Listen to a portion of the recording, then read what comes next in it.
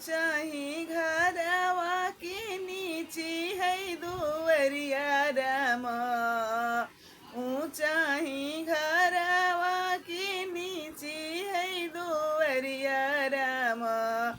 अटकल माउरिया की झोझाही लाला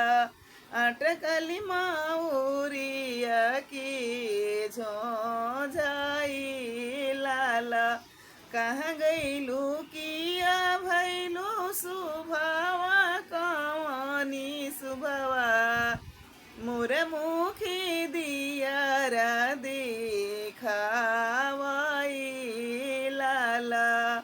कैसे में दियारा दिखाई सिरवा साजना कैसे में दिया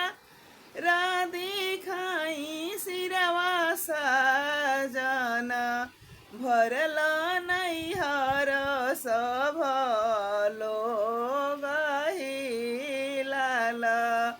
अतना बचन जब सुनेले दुल्हा हो घोड़ा पीठी भैले सवार लाला ससुरु की धियावा चौक